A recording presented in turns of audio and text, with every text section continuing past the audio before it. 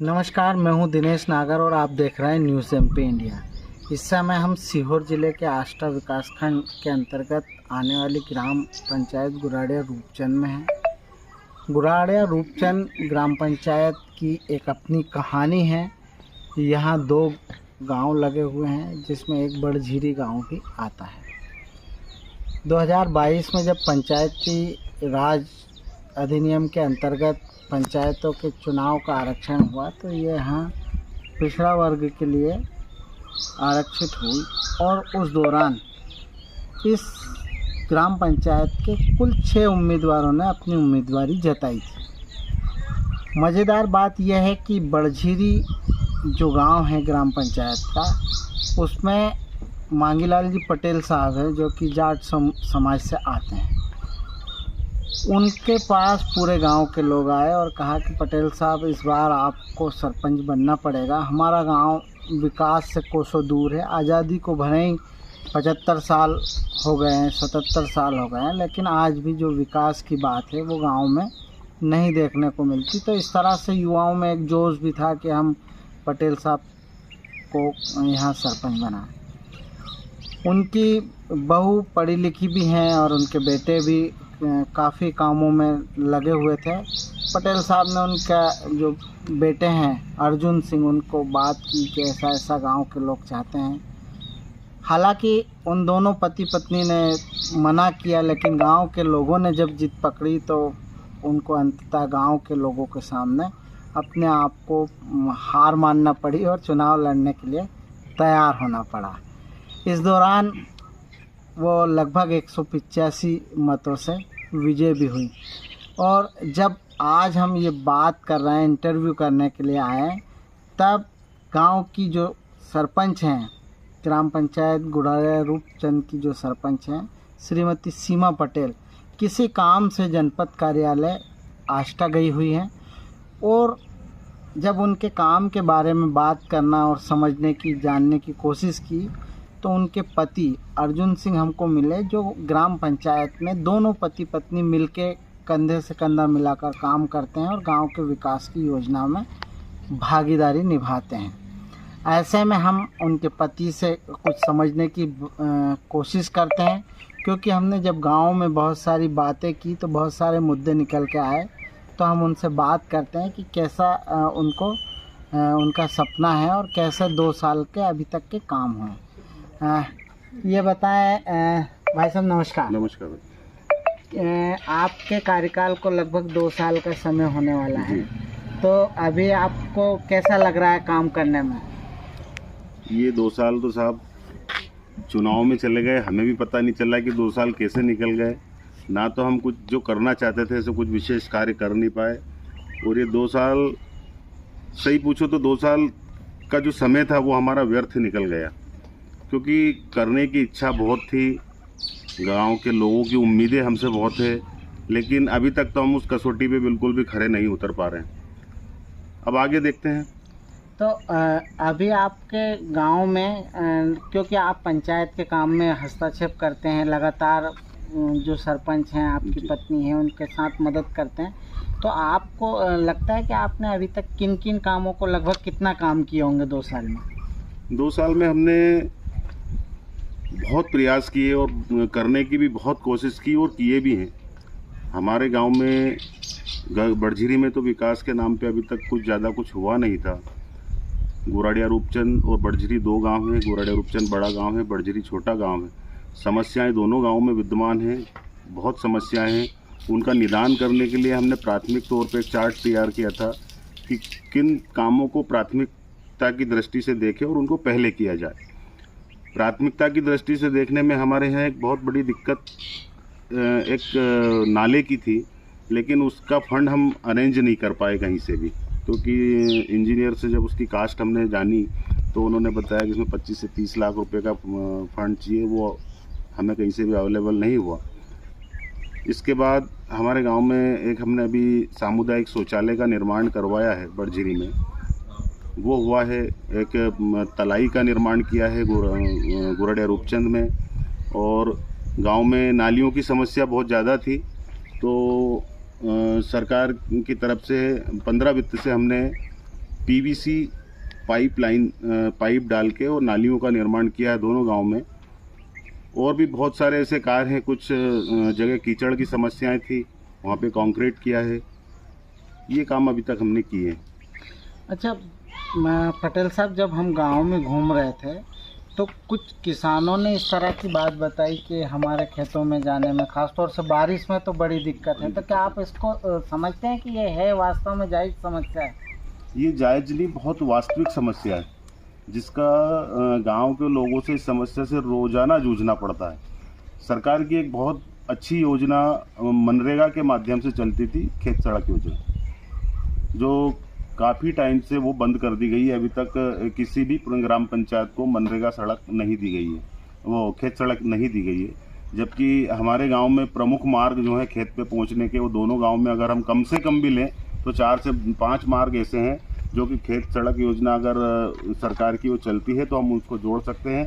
क्योंकि किसानों के पास अब क्या है, पहले बैल थे, हाथ से खेती करते थे तो कैसे भी करके खेत तक पहुंच जाते थे। अब क्या सारा मशीन का काम है, ट्रैक्टर है, ट्रॉली है, दूसरे सामान है कटाई के, तो वो खेत तक पहुंचने में बड़ी दिक्कत आती है। तो इसलिए खेत सड़क योजना जो है अगर वो चालू होती है, और इस समस्या तो गांव के लोग रोज़ जूझते हैं।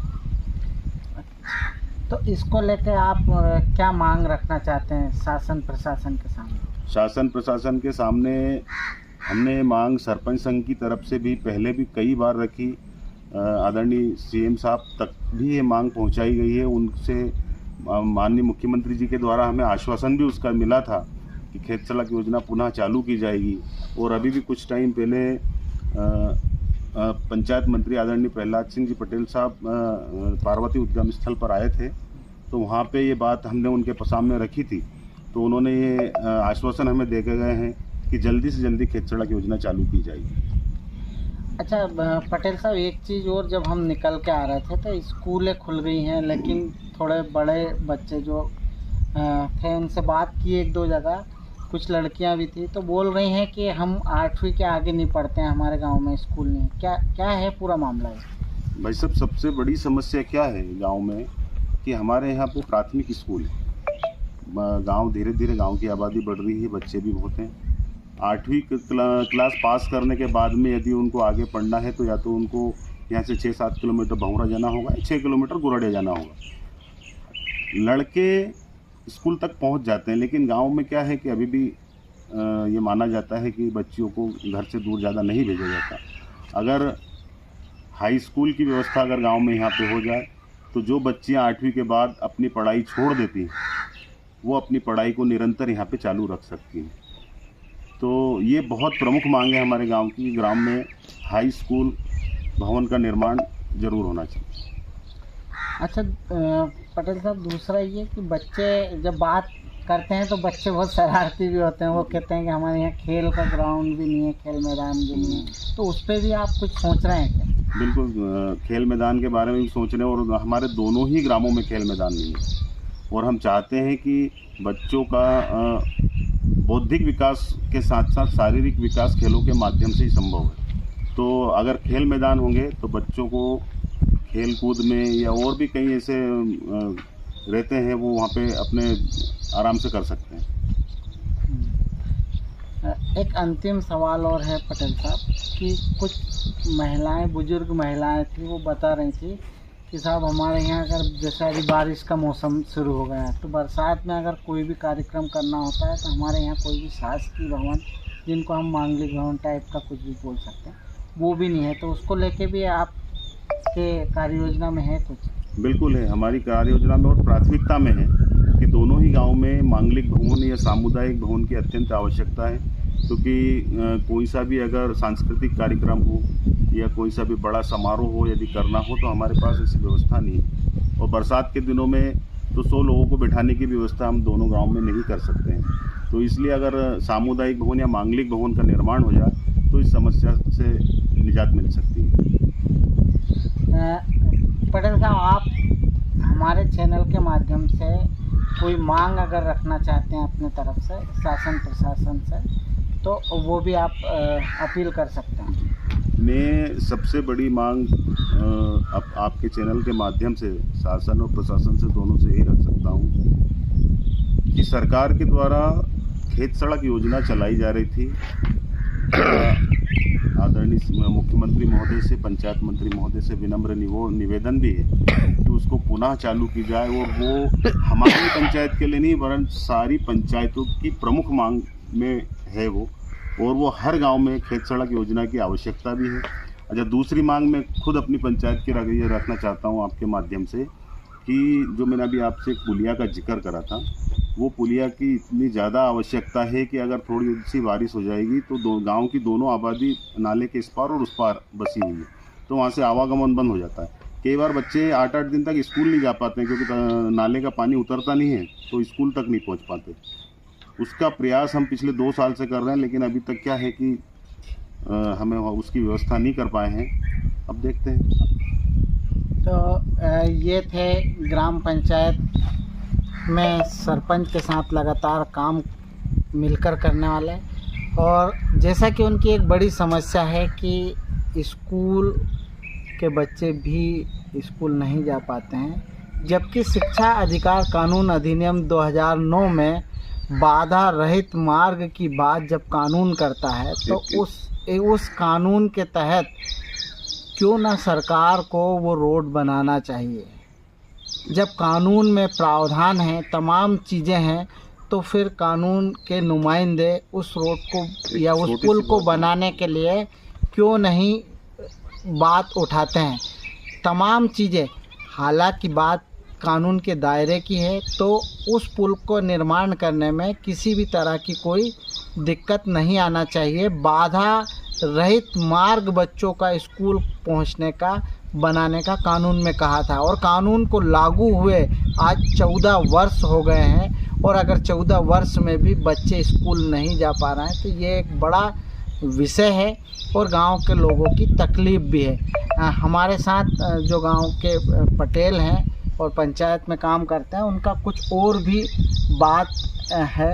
ये बताएं क्या कहना चाह रहे हैं। मैं आपके माध्यम से हमारे आदरणीय विधायक महोदय श्री गोपाल सिंह इंजीनियर जी का धन्यवाद जरूर देना चाहूँगा कि मैंने उनसे अभी खेत सड़क योजना की बात की थी, तो उन्होंने मेरे से बोला था कि खेत सड़क योजना तो नहीं कर सकते, लेकिन आपको अधोसंरचना विभाग से उन्होंने एक ग्रेवल रोड हमें लगभग 1 किलोमीटर का स्वीकृत करवाया है, और उसकी राशि भी कुछ आ चुकी है, और उस पर अभी काम भी चल रहा है, उसका निर्माण काम भी हम कर रहे हैं।